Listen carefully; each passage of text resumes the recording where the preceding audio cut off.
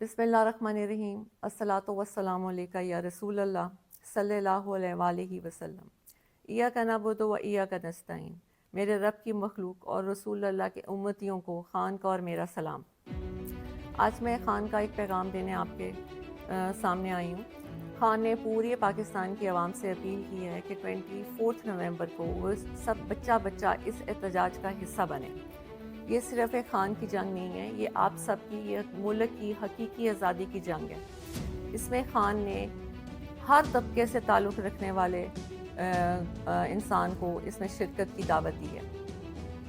اس میں کسانوں کو کہا ہے، اسٹوڈنٹس کو کہا ہے، ٹیچرز کو کہا ہے، ہیومن رائٹس والوں کو کہا ہے، رکشے والوں کو کہا ہے۔ یعنی کہ خان نے کہا ہے کہ ہر طبقہ، ہر بچہ اس احتجاج کا حصہ بنے تو انشاءاللہ کامیابی ہمارا مقدر ہے۔ خان نے ججز اور وکیلوں کے لیے ایک اپیل کی ہے کہ میں قانون کی بالادستی کے لیے آج جیل میں ہوں، تو آپ لوگوں کا یہ فرض بنتا ہے کہ آپ اس احتجاج کا حصہ بنیں اور پاکستان کی ہر جگہ سے ہر تنظیم وکیل خود لیڈ کریں اپنے وکیلوں کی یونیفارم میں، اور 24 نومبر کو وہ اسلام آباد پہنچیں۔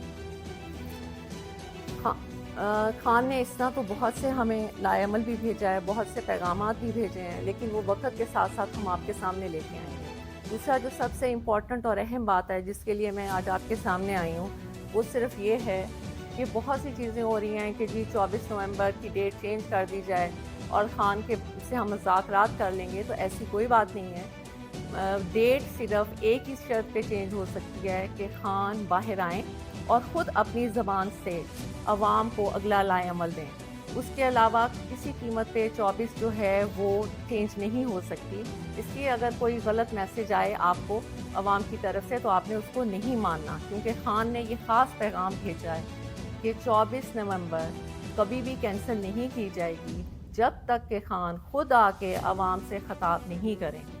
دوسری بات میں نے آپ سے یہ کہنی ہے کہ آپ کا یہ فرض بنتا ہے کہ آپ لوگ اس پہ نکلیں۔ عوام کا یہ فرض بنتا ہے، کیونکہ عوام ساری بچہ پاکستان میں اس چیز کا گواہ ہے کہ پی ٹی آئی کے اوپر کس طرح ظلم کیا جا رہا ہے۔ میری آج اداروں اور پولیس سے ایک التجا ہے کہ یہ آپ کے بہن بھائی ہیں جو پرامن احتجاج کرنے آتے ہیں، آپ ان پہ ظلم کیوں کرتے ہیں؟ یہ ان کا قانونی حق ہے، اور قانون کو آپ اپنے ہاتھ میں لیتے ہیں، آپ ظلم کرتے ہیں، شیلنگ کرتے ہیں، توڑ پھوڑ کرتے ہیں، اور گرفتاریاں بھی آپ ناجائز کرتے ہیں۔ قانون کا خیال تو آپ نہیں کرتے، اور الٹا پرچے بھی ہمارے پہ کاٹے جاتے ہیں، ہمیں گرفتار کیا جاتا ہے، ہمیں جیلوں میں ڈالا جاتا ہے۔ کیوں؟ ہم نے تو نہ کبھی قانون کو ہاتھ میں لیا ہے اور نہ کبھی قانون کو ہاتھ میں لیں گے۔ آج قانون کی وجہ، قانون کے کہ انصاف ملے، اس ملک کو انصاف ملے، اس کی وجہ سے خان جیل میں ہے۔ تو کیا وکیلوں اور ججز کا یہ فرض نہیں بنتا کہ وہ اس احتجاج کا حصہ بنے؟ یا کیا صرف پاکستان ایک خان کا ہی ہے؟ کیا ساری قربانیاں خان نہیں دینی ہیں؟ آپ لوگوں کا ملک نہیں ہے؟ آپ لوگ اس میں نہیں رہتے؟ آپ لوگ اس میں تجارت نہیں کرتے؟ یہاں پہ آپ کا گھر نہیں ہے؟ یہاں پہ آپ کے بچے نہیں ہیں؟ کیا خان اکیلا ہی ہے؟ کبھی آپ نے سوچا نہیں کہ 72 ایئرس کے خان ہو چکے ہیں؟ کیا ان کا دل نہیں کرتا کہ وہ اپنے گھر میں آرام اور سکون سے بیٹھیں، وہ ٹی وی دیکھیں، اپنی زندگی کو انجوائے کریں؟ آج وہ کال کوٹری میں ایک چھوٹی سی جیل میں، جس میں 4 پائی ہو اور اگر ایک کرسی رکھو تو گھٹنے آپ کی 4 پائی کو لگتے ہیں، یعنی کہ اتنی چھوٹی سی جگہ پہ خان کو رکھا گیا ہے، اور 1.5 سال سے زیادہ عرصہ ہو گیا ہے۔ اور وہ کیوں ہے؟ صرف اس لیے کہ یہاں پہ انصاف آئے ملک میں۔ تو کیا ججز اور وکیلوں کی یہ ذمہ داری نہیں بنتی کہ ایک انسان جو انصاف کے لیے اندر بیٹھا ہے اور جو انصاف دینے کے دعویٰ دار ہیں ججز اور وکیل، اور وہ خاموشی سے بیٹھے ہیں، بلکہ الٹا وہ یہ کہتے ہیں کہ جی بہت سے ہمیں پتہ لگ رہا ہے کہ جی پٹیشن دائر ہو رہی ہے کہ پی ٹی آئی کو احتجاج سے روکا جائے۔ کسی بھی قانون میں یہ نہیں ہے کہ آپ کسی کو پرامن احتجاج سے روکیں۔ ہماری آپ سے التجا ہے کہ آپ اس ظلم کو بند کر دیں۔ یہ بچے، یہ بہن بھائی آپ کے ہیں، یزید مت بنیں۔ اس نے بھی یہ کیا تھا، وہ بھی مسلمان تھا، لیکن جب وہ اپنی انا کی وجہ سے اس نے یہ ظلم کیا، آپ یہ ظلم کرنا بند کر دیں۔ خدا را یہ ملک کو کہاں تک آپ ایسے کریں گے؟ کتنی لوگوں کی آپ بدوائیں لیں گے؟ دوسرا، ہم نے نہ کبھی قانون ہاتھ میں لیے اور نہ لیں گے، اور آپ سے التجا ہے کہ آپ بھی قانون کو ہاتھ میں مت لیں۔ دوسرا، اداروں سے میں نے یہ کہنا ہے کہ یہ بالکل غلط ہے کہ خان بدلہ لیں گے کسی سے، شاید آپ لوگوں تک یہ پیغام نہیں پہنچتا۔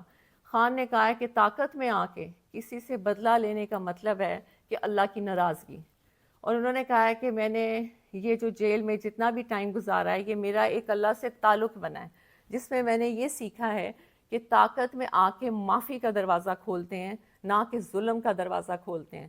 تو جو بھی یہ آ کے پیغام باہر دے رہا ہے کہ خان تو غصے میں ہے، خان آئے گا اور خان بدلہ لے گا، آج پورے عوام کے سامنے میں یہ آپ کو کلیئر کر دوں کہ یہ سب جھوٹی باتیں ہیں۔ خان نے ہمیشہ یہ کہا ہے کہ نہ میں نے بدلہ لینے کا کبھی سوچا ہے اور نہ کبھی میں بدلہ لوں گا، کیونکہ بدلہ لینا نہ اللہ کو پسند ہے اور نہ ہی انسان کو خاص طور پہ طاقت میں آ کے بالکل بدلہ نہیں لینا چاہیے۔ دوسرا میں نے آپ سب سے یہ کہنا تھا، کہنے کو تو بہت کچھ ہے لیکن بات اگر چھوٹی اور مختصر کی جائے تو وہ بہتر ہوتا ہے کہ پورے پاکستان کے سیاسی نظام میں خان ایسے ہے جیسے کیچڑ میں کنول کا پھول، اور ہم نے خان کو اس لیے بچانا ہے کہ ان میں اور خان میں کیا فرق ہے؟ ان میں اور خان میں یہ فرق ہے کہ یہ لوگ اپنی کرسیوں، اپنی کرپشن کو بچانے کے لیے یہ سب ظلم کرتے ہیں اور حکومت میں آتے ہیں، اور خان صرف اپنے اللہ کو خوش کرنے کے لیے اور حقیقی آزادی ملک میں انصاف رائج ہو جائے، خان صرف اس کی جنگ لڑ رہا ہے۔ اور دوسرا میں آپ کو یہ بات بتاؤں کہ اکثر لوگ کہتے ہیں کہ یہ لوگ اپنے میٹنگز میں ہر جگہ الجہاد کے نعرے لگاتے ہیں۔